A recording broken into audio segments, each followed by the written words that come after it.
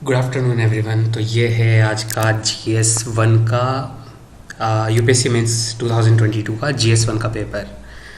और believe me this is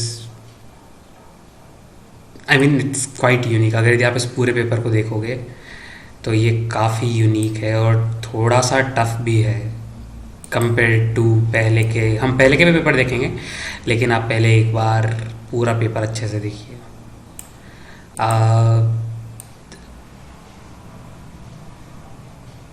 ठीक है, तो अब डिस्कस करते हैं पहले इसका पेपर और कैसे इसकी मेरे अकॉर्डिंग इसकी अप्रोच रहनी है। मतलब मैंने अभी हालांकि लिखा नहीं है इस बार का, because I could not clear pre.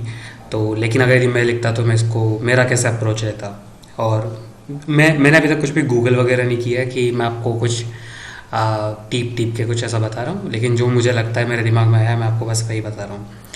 तो पहला क्वेश्चन ये है कि how will you explain the medieval Indian temple sculptures represent the social life of those days. देखो, अगर आपने आर्ट में अच्छे से पढ़ा हो, मतलब आपने आर्ट्स को पढ़ा हो थोड़ा सा, तो उसमें ये रहता है कि जो आर्ट रहती है वो आसपास का लोगों का रहने का तरीका, उनके थॉट्स, उसको रिप्रेजेंट करता है। ठीक है, ये बताता है वहाँ के लोग रहते कैसे हैं, वहाँ के लोगों की सोच क्या है और किस तरीके की इनकी टेक्नोलॉजी है, वहाँ का कल्चर कैसा रहा है। क्योंकि वहाँ पे देखो, टेम्पल के अंदर अगर हम इंडियन टेम्पल्स की बात करें तो इंडियन टेम्पल्स के अंदर आप देखना वहाँ पे बहुत सारी मूर्तियाँ बनाई जाती है। मूर्तियाँ बनाई जाएगी तो ऑब्वियस सी बात है, मूर्ति बनाई जाएगी या फिर सबसे पहली बात तो कोई ना कोई एक बिल्डिंग बनाई जाएगी, राइट। अब बिल्डिंग के अंदर आप कितने प्रवेश द्वार लगाते हो, किस तरह से बनाते हो, कौन से पत्थर से बनाते हो। फिर आप किसी ना किसी की मूर्ति बनाओगे। अगर यदि हम टेम्पल की बात करें तो मूर्ति तो होगी ही होगी। टेम्पल के कई हिस्से भी होंगे। तो इससे हमको ये बताता है कि किसी भी एरिया में, जैसे मान के चलो कि अगर कोई नॉर्थ में टेम्पल बनाए और वहाँ पे सडनली वहाँ पे साउथ के टेम्पल के भी कुछ देखे गए, जैसे कि पांडाल वगैरह हो गया, राइट। तो अगर आपने नॉर्थ के टेम्पल में देखा हो तो जो हमारे शैली होती है उसके अंदर साउथ की शैली का वैसे सीधा असर नहीं होता है। लेकिन अगर यदि आपको कुछ ऐसा दिखाई देता है तो इसका मतलब ये होता है, वो ये रिप्रेजेंट करता है कि साउथ के लोगों का असर वहाँ के लोगों पे पड़ा है।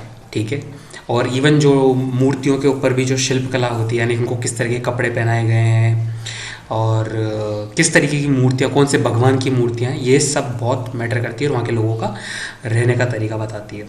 ठीक है, तो ये जो कह रहा है कि how will you explain that medieval Indian temple sculptures represent the social life of those days. तो अगर हम मिडिवल इंडियन की बात करें, जो कि सन 1200 के आसपास से स्टार्ट होता है और 1200 से बाद के लिए, वो 1200 से पहले का स्टार्ट हो जाता है एक्चुअली में, और उसके बाद में लगभग ये 1600 तक आके रुकता है। और 1600 के बाद से हमारा फिर पूरा का पूरा अंग्रेज़ों वाला शुरू हो जाता है, राइट। तो लगभग यदि हम 1600 से पहले का एरिया देखें तो उसके अंदर काफ़ी सारी चीज़ें, अगर यदि आपने देखा हो तो पहले गुप्ता वगैरह उनका था, राइट, कि गुप्ताओं ने उन्होंने बनाया। उसके बाद में काफ़ी सारे किंगडम्स आए, चोल किंगडम्स आए। उसके बाद में हमारा एक संगम कल्चर आया, राइट। उसके अलावा फिर बाद में मुगल्स आए, और मुगल्स के पहले अगर आप देखोगे तो कुछ पर्शियंस के भी और जो ईरान के भी जो लोग थे उनका भी उसके ऊपर असर देखने को मिला है। तो अगर यदि इसमें ओवरऑल देखें तो वो ये बताता है कि सबसे पहली बात, जैसे अगर आपने पिछले साल में, ऐसे पहले वाले साल में पेपर क्वेश्चन आया था कि भारत की, मैं आपको दिखाता हूँ कि भारत के ऊपर कैसे bhakti, literature, social, religious, geography, social history, moderate prepare, Mahatma Gandhi, serious challenge, major mountain, Arctic ice, multi dimension, cryptocurrency, नहीं ये नहीं, रॉक कट आर्किटेक्चर और पाला पीरियड, लॉर्ड कर्जन। उसमें ये था कि कहीं ना कहीं एक पर्टिकुलर उसका पूछा गया था कि भारत के ऊपर उसका कैसे असर पड़ा है, तो जिसके अंदर हेलेनिस्टिक करके पर्शियन, हाँ ये रहा, Persian literary source of medieval India reflect the spirit of the age. तो इसके अंदर आप जब देखोगे, हालांकि लिटरेरी सोर्सेज के लिए है, लेकिन अगर ये आप देखोगे तो जो बुद्ध वगैरह की, महात्मा बुद्ध की जो पाई गई थी अपने जो नॉर्थ वेस्ट वाला एरिया, जो पाकिस्तान के पास से लगता हुआ एरिया, तो वहाँ पे उसमें पूरे के पूरे जो पर्शियन कल्चर के एलिमेंट्स पाए गए थे। आपको पता उनके वो जब मूर्ति बनाते थे उनके बाल घुंघरालू होते थे। और इवन जो उन्होंने पिलर्स जो बनाए हैं, तो अशोका जो बनाते थे वो बिल्कुल एकदम एक सिंगल रॉक का बनाते थे। लेकिन जो पर्शियन साइड के लोग थे वो अलग अलग टुकड़ों में तोड़ तोड़ करके और फिर उसको जोड़ के एक पिलर बनाते थे, राइट।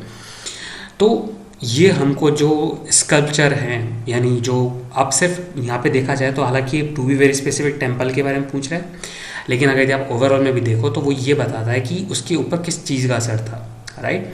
और अगर यदि हमको ये पता पड़ जाए कि उसके ऊपर किस चीज़ का असर है तो हम इजीली ये डिफाइन कर सकते हैं कि सोशल लाइफ भी, क्योंकि सिर्फ टेम्पल पे असर नहीं आया होगा, वहाँ पे कारीगर भी आए होंगे, लोग भी आए होंगे, उन्होंने उनको सिखाया भी होगा, राइट। तो ये सारी की सारी चीज़ें जो कि बताता है ये कैसे वो इसको इन्फ्लुएंस करता है, ठीक है। तो इसमें आपको काफ़ी सारी चीज़ें लिखनी पड़ेगी। मेरे हिसाब से इसको अगर पॉइंट बना के लिखते हैं तो ज़्यादा बेटर रहता है कि टेम्पल का सिर्फ स्ट्रक्चर कौन कौन सा, टेम्पल का स्ट्रक्चर, ये टेम्पल का स्ट्रक्चर बताता है, टेम्पल को बनाने का तरीका बताता है, टेम्पल में क्या चीज़ों का इस्तेमाल किया गया वो बताता है। अगर टेम्पल पे कई बार ऐसा भी हुआ है, अगर यदि आपने बुद्धिस्ट के वो देखे हो, अगर वो सुने हो, मतलब अच्छे से पढ़ा हो 11th की जो आर्ट एंड कल्चर की जो बुक है उसके अंदर, कि कई बार जो स्तूप होते हैं उस पर कारीगर्स अपना नाम भी लिखते थे कि ये मेरा शिष्य है और ये मैं हूँ जिसने बनाया है, राइट। तो नामों के नामकरण से भी पता पड़ जाता है कि वो कहाँ के लोग थे, और वो कहाँ के लोग थे तो ऑब्वियस सी बात है उनका सोशल लाइफ तो ये पता पड़ ही जाता है। अगर आपको जियोग्राफी पता पड़ जाती है किस जियोग्राफी से आए हैं या किस तबके से आए, सामाजिक किस तबके से आए हैं, तो उनका रहने का तरीका पता पड़ जाता है कि कितने लोग, किस प्रकार के लोग साथ साथ रहते थे, किस प्रकार का मार्केट रहा होगा। जैसे मान के चलो अगर मुगल्स इंडिया में आए तो ऑब्वियस सी बात है मीट वगैरह होगा, सूफी कल्चर लेकर आए हैं, राइट। और वहाँ पे जो भी उनके पकाने की तरीका, ब्रेड वगैरह, क्योंकि वहाँ पे पानी की कमी है तो ब्रेड वगैरह, तो ये सब भारत में आया ही होगा। तो वो इस तरीके से बताता है हमको, ठीक है।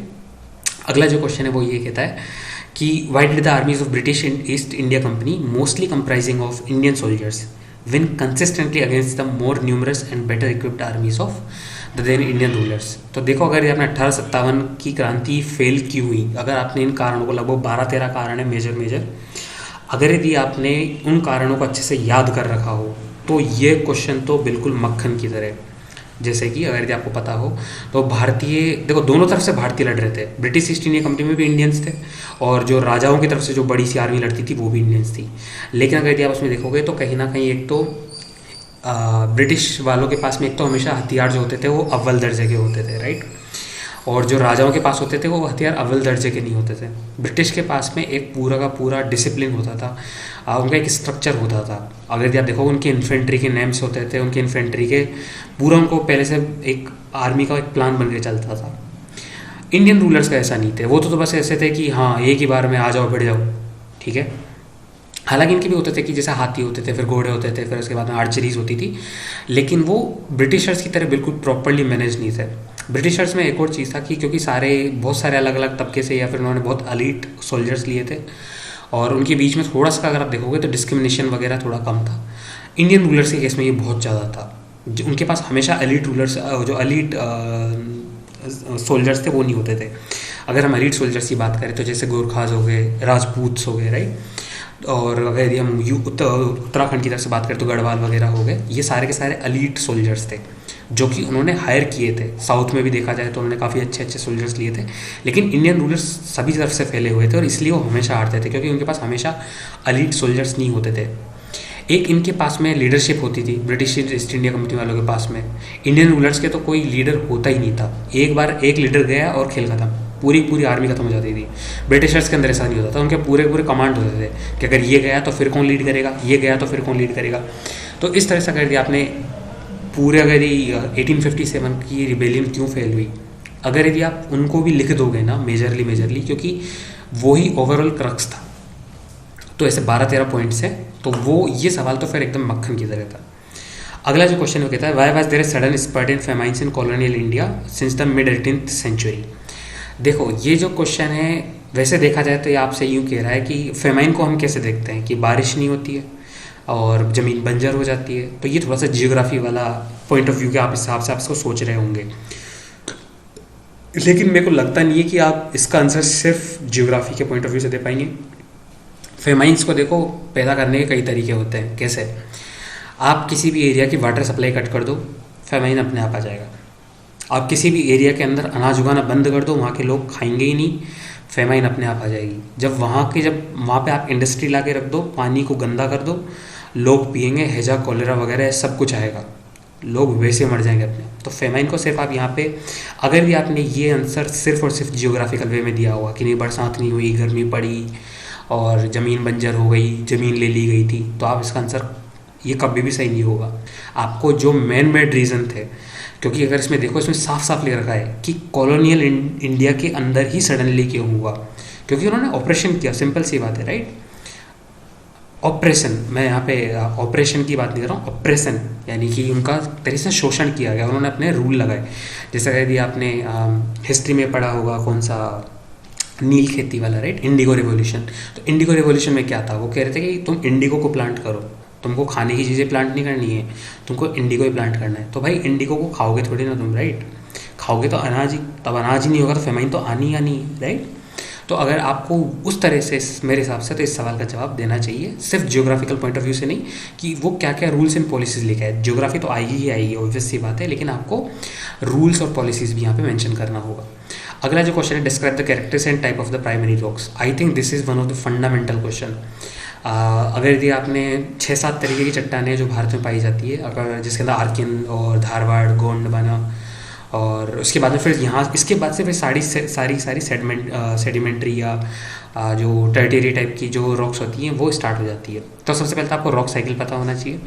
रॉक साइकिल के अंदर भी भारत के अंदर कौन कौन सी रॉक हैं, और रॉक के टाइप्स अगर आपको पता है तो आप इसको बहुत इजीली दे पाओगे। अगर यदि आपने वो नहीं पढ़ा हुआ तो आप नहीं लिख पाओगे, आप इसमें कुछ नहीं लिख सकते हो अगर आपने नहीं पढ़ा होता। कैरेक्टरिस्टिक में इसमें अगर आप देखो तो इसकी कैरेक्टरिस्टिक्स एक तो ये होती है कि बहुत क्रिस्टलाइज्ड होती है, इसके अंदर कोई भी आपको बायोम्स या फिर कोई भी आपको जीव का, देखो जब ये प्राइमरी रॉक्स बनी थी ना, तो ये पृथ्वी के जन्म की बात कही जाती है, राइट?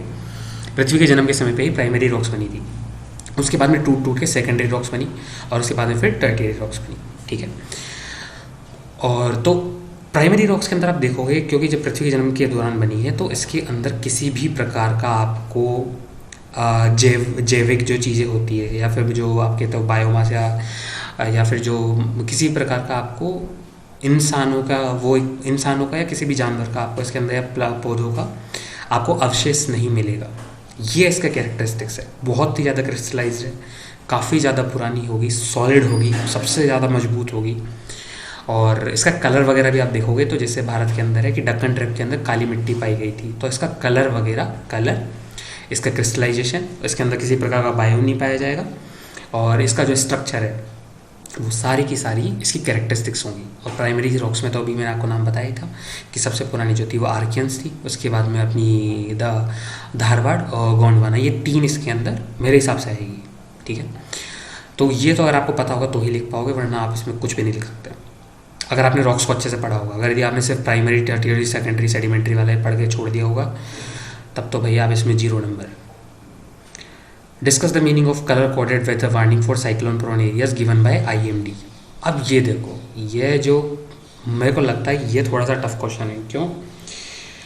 हालांकि देखा जाए तो मतलब ये किसी बुक में ऐसा मेरे को लगता नहीं है कि कोई ऐसा कवर है। मैंने भी मतलब 2-3 बुकें पढ़ी है, उसके अंदर कहीं पे भी ऐसा कवर नहीं है।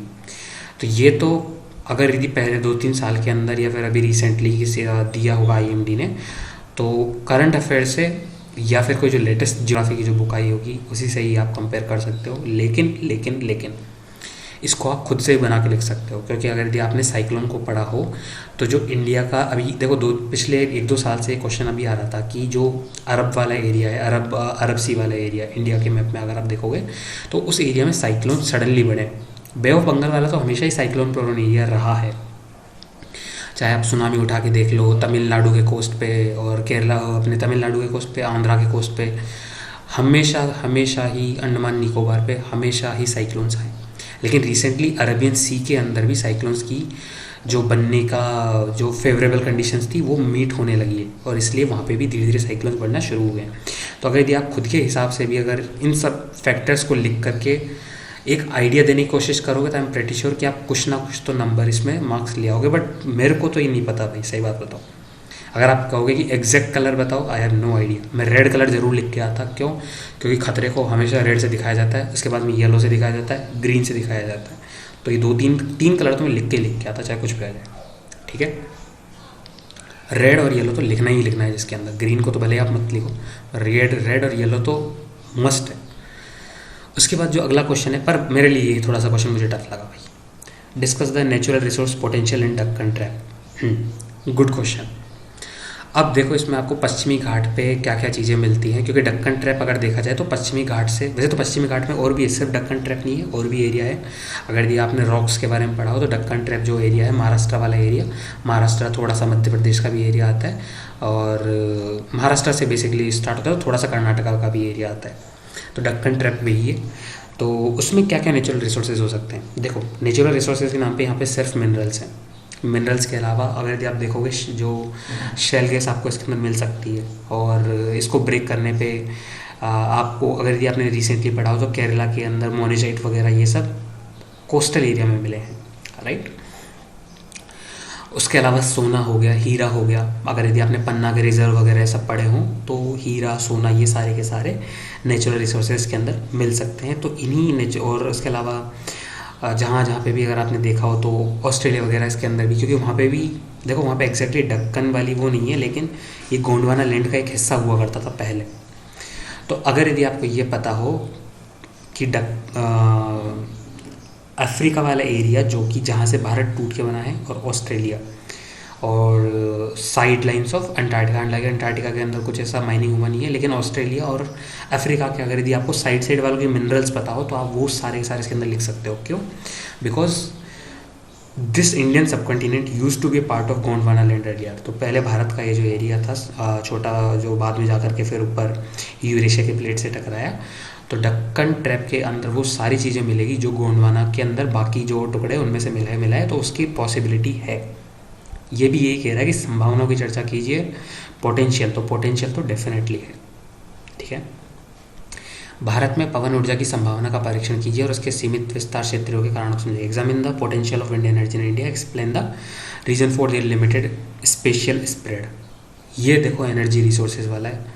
अगर आप इसको एनसीईआरटी वगैरह में पढ़ोगे तो बहुत ज़्यादा ये डिस्कस नहीं होता है।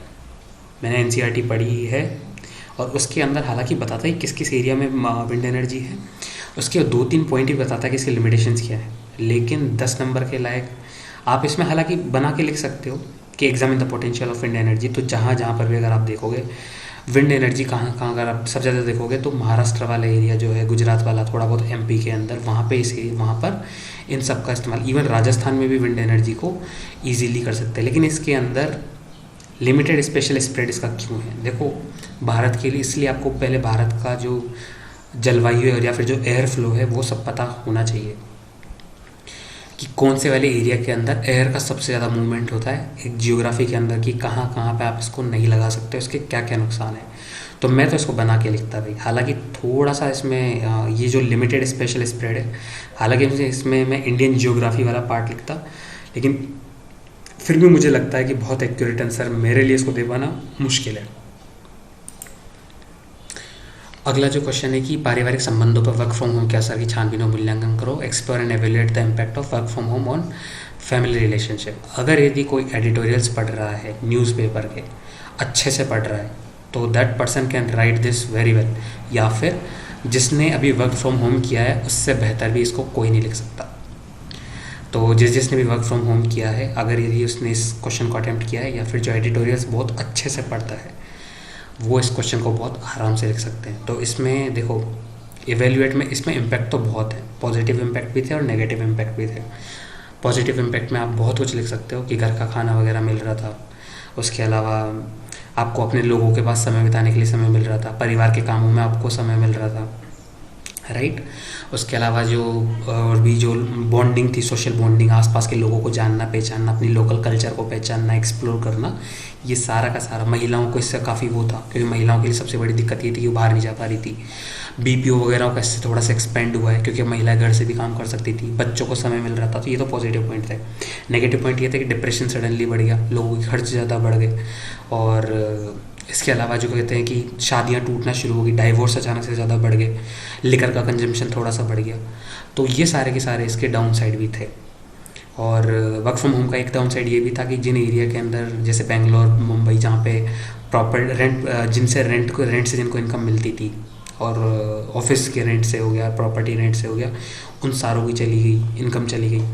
और जो बाहर के प्रवासी लोग थे जो कि टिफ़िन, मैस, हॉस्टल इनमें काम कर रहे थे, उनकी हालत खस्ता हो गई।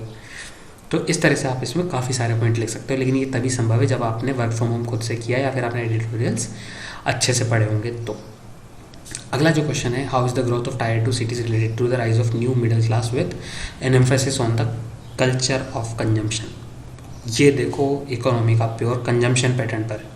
अगर यदि आपने कंजम्पशन पैटर्न के एडिटोरियल्स पढ़े हों, या फिर अगर यदि आपने कंजम्पशन पैटर्न ओवरऑल भी अगर आप इसको ट्रैक कर रहे हो, तो आप इसका जवाब बहुत अच्छे से लिख सकते हो। ठीक है, वो ऐसा है कि अगर आपने देखा हो कि कोरोना के बाद से गवर्नमेंट ने, आरबीआई ने अपनी मॉनेटरी पॉलिसी के अंदर जब अपनी रेट हटाई थी, रेपो रेट वगैरह, तो उससे क्या हुआ कि मनी सडनली मार्केट में आ गया। और even at the same time India was also working on, हमारे जो नरेंद्र मोदी जी प्रधानमंत्री जी हैं, श्री नरेंद्र मोदी जी, उन्होंने भी आत्मनिर्भर भारत के ऊपर ज़्यादा जोर दिया। आत्मनिर्भर और माइक्रो एमएसएमई जो इंडस्ट्रीज़ थे उन पे भी जोर दिया गया, micro small and medium enterprises पे। तो इन सब के अंदर अगर आप देखोगे तो ओवरऑल मिडिल क्लास ही काम करता है। और ये मिडिल क्लास के पास में जब सडनली पैसा आया तो उसने कंजम्पशन करना भी स्टार्ट किया। और ये ज़्यादातर मिडिल क्लास अगर आप देखोगे तो टायर 2 सिटीज़ के अंदर रहता है। और इस तरह से इनकी ग्रोथ धीरे धीरे बढ़ी। तो अगर आप इन सारे फैक्टर को एक्यूमुलेट करोगे एक साथ के अंदर, एक साथ, तो आपको इसका जवाब सीधे सीधे मिल जाएगा।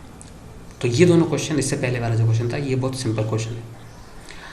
सिंपल उनके लिए जो एडिटोरियल्स पढ़ रहे हैं, चीज़ों को अपने घर पे लेवल पे, सोसाइटी लेवल पे ऑब्जर्व कर रहे हैं। अगला जो क्वेश्चन ये कहता है, given the diversities among tribal communities in India, in which specific context should they be considered as a single category. Very good question. अगर यदि आप देखोगे ट्राइबल में तो कल्चर्स इन सबकी डिफरेंट होती है, लेकिन ट्राइबल्स को आइडेंटिफाई करने का एक फिक्स तरीका होता है। फिक्स तरीका क्या होता है? एक तो ये लोग मतलब जिनका थोड़ा सा एंथ्रोपोलॉजी जिनका या सोशलॉजी जिनका ऑप्शनल है, वो इस क्वेश्चन को काफ़ी अच्छे से लिख सकते हैं कि ट्राइबल्स की देखो कैरेक्टरिस्टिक्स क्या है। सबसे पहले हम नोटिस करते हैं कि ट्राइबल सबसे अलग थलग रहते हैं, पहाड़ियों पर रहते हैं, जंगलों पर निर्भर रहते हैं। इनके खुद का एक लास्ट का एक सरनेम होता है, खुद के इनके कल्चर होते हैं, किसी भी रिलीजन को ज़्यादा फेवर नहीं करते हैं, और इनके खुद के एक लिटिल ट्रेडिशंस होते हैं। अगर यदि आप देखोगे तो ट्राइबल्स में ओवरऑल ये सारी की सारी बातें कॉमन पाई जाती है। और इनके खुद का, जिस नागा वगैरह में तो देखोगे तो इनके खुद के आइडेंटिटी के साइन भी होते हैं, जैसे खुद का फ्लैग होता है, खुद के रूल्स होते हैं, पंचायत होती है, राइट। तो ये वो सारे के सारे स्पेसिफिक कॉन्टेक्स्ट है जो कि सभी ट्राइबल्स के अंदर पाए जाते हैं। तो I think this should suffice this, मतलब ये अगर यदि आप इन सारे पॉइंट्स को लिखोगे तो बहुत अच्छे से लिखा जा सकता है। ठीक है, अगला जो पॉइंट है वो कहता है, अगला जो क्वेश्चन है वो कहता है, the political and administrative reorganisation of states and territory has been a continuous ongoing process since the mid 19th century. यानी कि सन 1850 से राज्य एवं प्रदेशों का राजनीतिक एवं प्रशासनिक पुनर्गठन हो रहा है। अब देखो यहाँ से अगर यदि आपने हिस्ट्री में अच्छे से पढ़ा हो तो जो बंगाल का पार्टीशन था वो भी इसी बेसिस पर था, राइट। उसके अलावा जो हमारे अगर यदि हम लेटेस्ट डेवलपमेंट्स की बात करें, तेलंगाना का पार्टीशन इसी पर ही था, आंध्र प्रदेश का बनना इसी पे ही था, मद्रास के जो टुकड़े किए गए, कुछ हिस्सा तमिलनाडु में गया, कुछ हिस्सा कर्नाटक में गया, वो भी इसी बेसिस था, मतलब लैंग्वेज के बेसिस पे, राइट। उसके अलावा अगर यदि हम राजस्थान वाले और मध्य प्रदेश का देखें तो ये वो जो था वो ये था एडमिनिस्ट्रेटिव पर्पज से था, क्योंकि वो एरिया इतना बड़ा था राजस्थान का कि उसको तोड़ना पड़ा। और अगर यदि आपने राज्यों का भी पुनर्गठन आज़ादी के बाद में भी देखा हो तो पहले राज्य कम थे, तो उसके अंदर कई कई रियासतों को एज इट इज़ माना गया, लेकिन क्योंकि उन रियासतों के अंदर कल्चर के भी इशू थे, और कई के बार तो कुछ पर्टिकुलर ट्राइब्स नहीं अपना, जैसे अगर यदि हम 7 सिस्टर्स की बात करें तो वहाँ पे तो हर ट्राइब अपने ऑटोनॉमी को लेकर के लड़ रही है। तो इन सारे कारणों को अगर आप आराम से एक एक पॉइंट बना के लिखोगे तो ये 15 नंबर का आप बहुत आराम से इसको लिख सकते हैं, क्योंकि सन 1850 से देखें तो काफ़ी सारे राज्यों का निर्माण हुआ है, या आप इसको आराम से लिख सकते हैं। ठीक है, discuss the main contribution of Gupta period and Chola period to inheritage and culture. अभी आपको दोनों के दोनों अलग अलग लिखने होंगे कि गुप्ता पीरियड का क्या कॉन्ट्रीब्यूशन है और चोला पीरियड का क्या कॉन्ट्रीब्यूशन है। अब सिर्फ आपको इसमें जो देखोगे, आप मेरे को पता ज़्यादातर टेम्पल्स का लिखोगे, लेकिन सिर्फ टेम्पल का नहीं लिखना है। गुप्ता पीरियड के अंदर लिटरेचर का भी लिखना है कि क्या कौन सी किताबें थी, कौन कौन सी लिपि में लिखी गई। अगर ये आपको पता है जो पहले की किताबें लिखी जा रही थी वो ब्राह्मी लिपि के अंदर लिखी जा रही थी, राइट। उसके बाद में जब गुप्ता आए तब उन्होंने थोड़ा हिंदी वगैरह संस्कृत पे ज़्यादा जोर दिया, राइट। चोला पीरियड के अंदर आपको अगर आप देखोगे तो चोला वाले के केस में उन्होंने कौन कौन से टेम्पल्स बनाए, कौन कौन सा लिटरेचर उन्होंने लिखा, कौन कौन से कवि उस समय के फेमस थे। तो आपको इन सारी की सारी, उनका रहन सहन कैसा था, उन सब के बारे में आपको लिखना होगा। हालांकि मैंने अभी इतना गुप्ता पीरियड में थोड़ा बहुत पढ़ा हुआ है, पर चोला पीरियड मैंने इतना नहीं पढ़ा, तो मैं इस क्वेश्चन को स्किप करता नहीं, लेकिन थोड़ा बहुत अच्छे से कॉन्फिडेंट होकर नहीं लिखता हूँ, pretty sure of that. Discuss the significance of the lion and bull figures in Indian mythology, art and architecture. बहुत सही सवाल। देखो, इंडियन मिथोलॉजी, आर्ट और आर्किटेक्चर, इन तीनों में आपको उसका अलग अलग लिखना होगा। इंडियन मिथोलॉजी में तो कैसे है कि अगर ये हम लायन को देखें तो ये देखा जाए तो वैसे माँ दुर्गा का जो उनकी सवारी है, और जो बुल है वो शिव जी की सवारी है। अगर ये आप देखोगे जितने भी जो शैवतीस थे, या फिर जो भगवान शिव की जो पूजा करते हैं साउथ में, जिनके बहुत सारे टेम्पल्स पाए जाते हैं, वहाँ पे आप हमेशा देखोगे बाहर एक नंदी फिगर की, एक नंदी एक बैल की फिगर होती है हमेशा, यानी शिव जी की मूर्ति के सामने, मेन मंदिर के सामने जो छोटा सा मंदिर हो, छोटा सा जो एक मूर्ति बनाई जाती है बेल की, वो नंदी बेल की होती है। लायन को अगर आप देखो तो ये सारनाथ के स्तंभ वगैरह में भी इस्तेमाल किया गया है, राइट। देखो, अशोक ने जो स्तंभ बनाए थे ना, उसमें उसने, अगर आपने पता हो तो, बुल के भी अलग से स्तंभ बनाए थे। ऐसा नहीं है कि सिर्फ सारनाथ के स्तंभ में ही लायन का इस्तेमाल किया गया था, नहीं, बुल के भी अलग से इस्तेमाल बनाए गए थे। अगर ये आपको पता हो तो शायद बुल, लायन और शायद राइनो या हॉर्स में से किसी एक का भी एक और स्तंभ बनाया था। तो उसने 2-3 एनिमल्स के अलग अलग जगह पे स्तंभ बनाए थे, ठीक है। तो आर्किटेक्चर में तो वो हो गया कि कौन सी जगह पे बनाए थे, आपको ये पता होना चाहिए, और किस तरह से बनाए थे, उनका किस तरह से उनकी फिनिशिंग थी वगैरह सब होना चाहिए। अगर यदि हम इसका और देखें तो अगर ये अपना जो हमारा नेशनल एम्बलम है उसके अंदर भी बुल को अलग से रखा गया है। अगर यदि आपने पशुपतिनाथ की जो अपने सील्स के बारे में पढ़ा हो, राइट, तो सील्स के अंदर भी बुल को अलग से दिखाया गया है। तो आप लायन का अलग से बताओ, बुल का अलग से बताओ, इंडियन मिथोलॉजी में क्या था, आर्ट में क्या था और आर्किटेक्चर में क्या था। अगर यदि आप इन तीनों को अलग अलग, यानी टोटल 6 सब कैटेगरी बन जाएगी, तो इसका बहुत प्यारे तरीके से आप इसका जवाब लिख सकते हो। हालांकि थोड़ा सा डिफ़िकल्ट है, आपको बहुत सारी चीज़ें अलग अलग जगह से इकट्ठी करके लिखनी पड़ेगी, बट बहुत अच्छे से आप इसे आपको लिख सकते हो। To the point, what are the forces that influence ocean currents, describe their role in fishing industries of the world. अगर यदि अल नीनो वाला ये आपने पढ़ा हो, अल नीनो और ला नीना, तो मेरे हिसाब से फिशिंग वाला तो आप सबसे बेस्ट तरीके से लिख सकते हो। अल नीनो ला नीना के अंदर होता क्या है कि गर्म पानी जब तट पर आता है तो वो थोड़ा सा मतलब कोरल्स बीच वगैरह, उनको जो कोरल्स वगैरह होती है उनको हटा देता है, तो वो मछलियों के लिए अच्छा नहीं है। तो आपको सबसे पहले तो ओशन करंट्स पता होने चाहिए। देखो, बहुत सारे फैक्टर इसके पीछे, टेम्परेचर काम करता है, टोपोलॉजी काम करती है, और एयर का फ्लो डिपेंड करता है कि एयर कौन सी फ्लो में डिपेंड कर रहा है, उसकी वजह से भी ओशन करंट होते हैं। अगर यदि आपने देखा हो जैसे कि हमारा जो अटलांटिक, जो पैसिफिक ओशन की साइड में जो एस आकृति का जो हमारा अटलांटिक ओशन है, उसके अंदर तो और भी लोकल फैक्टर्स काम में करते हैं कि वहाँ पे जो जैसे हवा चलती है साइड में से होकर के अफ्रीका के पास में, और वो अपना टेम्परेचर को खो देती है। तो इसके बहुत सारे फैक्टर्स, कम से कम यदि आप 5-6 फैक्टर डिटेल में लिखोगे तो ये डूएबल है। इसके बाद में फ़िशिंग इंडस्ट्री में तो आप अल नीनो ला नीना को भर भर के लिखो। मेरे हिसाब से ये सबसे अच्छा तरीका है इसको लिखने का। उसमें आप मेंशन मत करो अल नीनो ला नीना को बहुत ज़्यादा, लेकिन वो काम कैसे करता है, अगर यदि आपने मेजर लिख दिया तो ये काफ़ी अच्छे से आप लिख सकते हो। चिले पेरू का एग्जांपल दे सकते हो, क्योंकि सबसे ज़्यादा इम्पैक्ट उन्हीं पे पड़ता है, इवन इंडिया में भी इस पर इम्पैक्ट पड़ता है, ठीक है। तो ये भी क्वेश्चन अच्छा है। अगला जो क्वेश्चन है वो है ये वाला, describe the distribution of rubber producing countries, indicate the major environmental issue faced by them.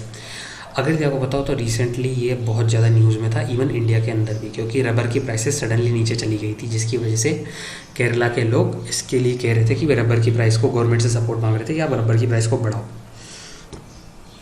इसका पीछे रीज़न क्या है कि चाइना की तरफ से इसका जो हम जो एक्सपोर्ट करते हैं रबर का, वो एक्सपोर्ट इतना हो नहीं रहा है। कहीं ना कहीं रशिया यूक्रेन का भी जो इसके पीछे रीज़न है, या फिर जो सैंक्शन वगैरह है, उन सब का इसका पीछे बहुत बड़ा रीज़न था।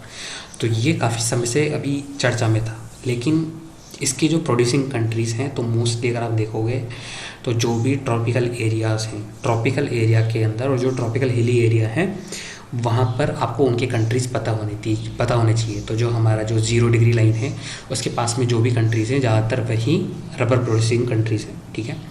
इसके बाद में मेजर एनवायरमेंटल इश्यूज़ क्या है? देखो, ट्रॉपिकल एनवायरनमेंट में अगर यदि कुछ भी चीज़ चेंज होती है, तो ये अपने आप ही रबड़ की जो खेती है उसको सीधे डिपेंड करता है। तो उसके अंदर आपको वो सारे के सारे एनवायरमेंटल इशू लिखने होंगे, जो भी 0 डिग्री वाली जो हमारी लाइन है उसके ऊपर जो भी एनवायरमेंटल फैक्टर्स है, वो सारे के सारे आपको इस पर लिखने होंगे। अगर जब पता हो तो रबड़ को एक अच्छी खासी बरसात चाहिए होती है, बहुत ज़्यादा भी नहीं, लेकिन अच्छी खासी बरसात तो लिखी होनी चाहिए। ये मेजर रीज़न है, one of the major reason, ठीक है। तो ये भी देखा जाए तो थोड़ा सा टफ है आई गेस, पर इतना ज़्यादा नहीं है, पर थोड़ा बहुत टफ तो है। Mention the significance of straight and isthmus, ये टफ है। तो स्ट्रेट अभी आपने जो अभी जैसे इसका जो इजिप्ट के पास में जो स्ट्रेट है,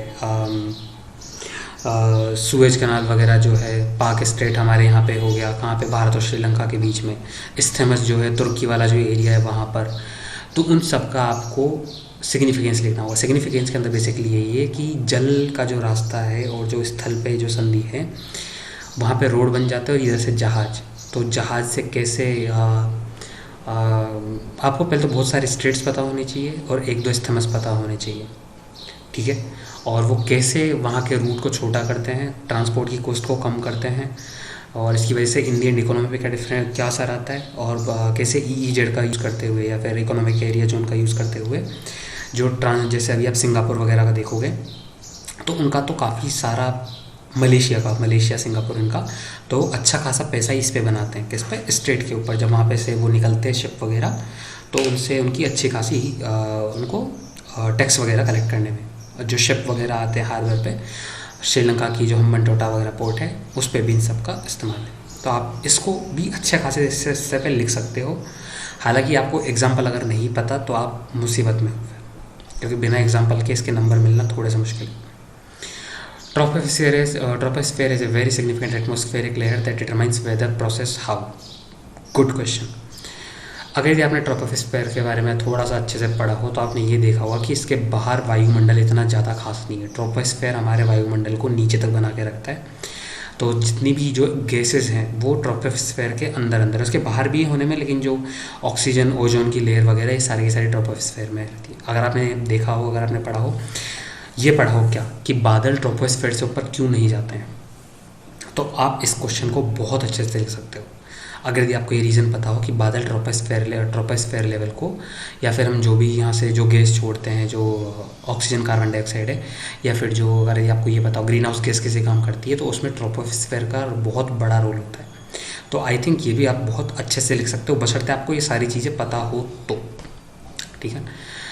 analyse the salience of sect in Indian society viz caste, region and religion. जिनका भी एंथ्रोपोलॉजी ऑप्शनल है, या फिर जिन्होंने भी इंडियन सोसाइटी को रीड किया है, या फिर जिनका सोशियोलॉजी है, इसको बहुत अच्छे से लिख सकते हैं। तो जो बौद्धिस्ट सेक्ट है, जैनिज़्म का सेक्ट था, और आप इसमें देखा जाए तो इनके उसके अलावा जो छोटे छोटे लेवल पे और भी जो सेक्ट बने हैं, चाहे वो आर्य समाज का ले लो, उन सब का कास्ट, रीजन और रिलीजन पे क्या फ़र्क पड़ा, ठीक है।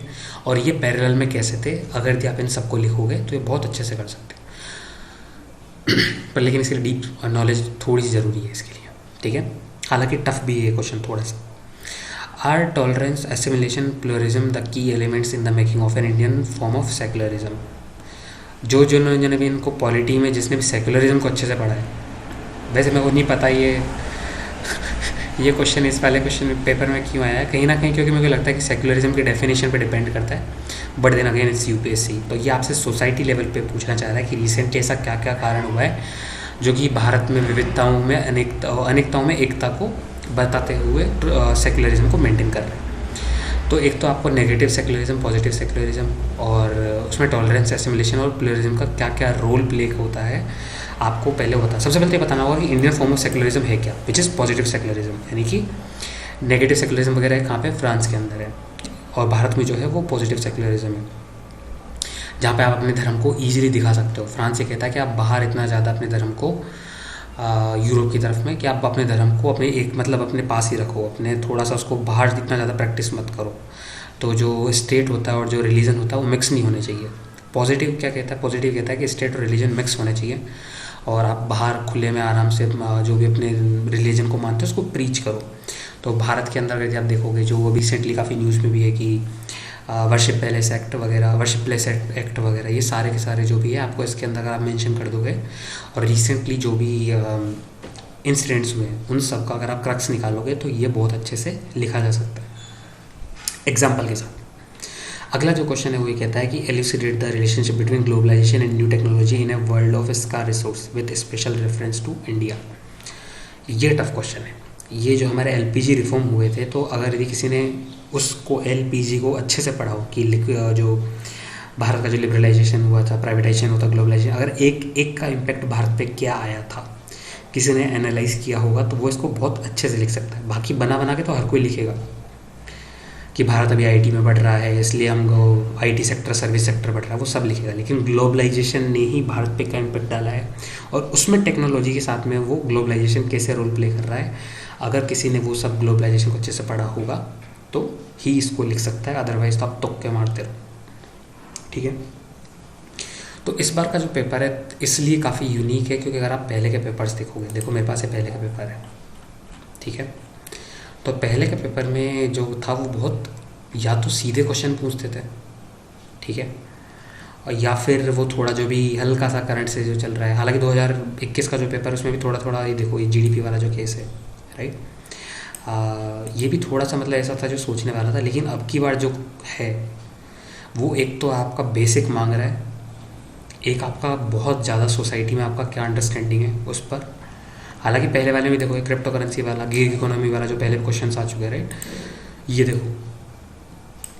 तो कहीं ना कहीं देखा जाए तो पैटर्न सेम है कि आपका सोसाइटी पे थोड़ा सा पकड़ अच्छा होना चाहिए, एक आपके बेसिक बहुत क्लियर होना चाहिए। जैसे टाइप ऑफ फ्रॉक वाला था वो तो प्योर बेसिक वाला क्वेश्चन था, राइट। ग्लोबलाइजेशन का इम्पैक्ट है, ये भी इसमें अगर आपका बेसिक क्लियर नहीं है तो आप गए। और इससे पहले के जो क्वेश्चंस थे ये थोड़े से स्ट्रेट फॉरवर्ड क्वेश्चन भी थे। जैसे ये देखो geographical characteristics, rock cut architecture, right, Lord Curzon की, ये सारे के सारे ये बहुत स्ट्रेट फॉरवर्ड क्वेश्चन थे, यानी कि जिनको आपने रटा हुआ है तो आप लिख सकते हो। जैसे ये वाला था, ये एनसीईआरटी में दिया हुआ है ऐसा का ऐसा ही, राइट। तो धीरे धीरे जो यूपीएससी का जो ओवरऑल जो ट्रेंड है अगर आप देखोगे तो वो थोड़ा सोसाइटी की ज़्यादा इन डेप्थ नॉलेज मांग रहा है और एक आपके बेसिक्स बहुत स्ट्रांग होने चाहिए। अब उन बुक्सों को छोड़ दो जो कि बहुत पहले लिखी गई थी, मेरे हिसाब से उन बुक्सों को पढ़ना चाहिए, खास करके जियोग्राफी, इकोनॉमी वगैरह इनके अंदर, जिसमें लेटेस्ट फैक्टर्स को भी इंक्लूड किया है, ठीक है। तो ये है मेरी तरफ से 2 cents, these are 2 cents from my side. Let me know if you have any feedback for that. That's it pretty much for my side. Take care, bye bye.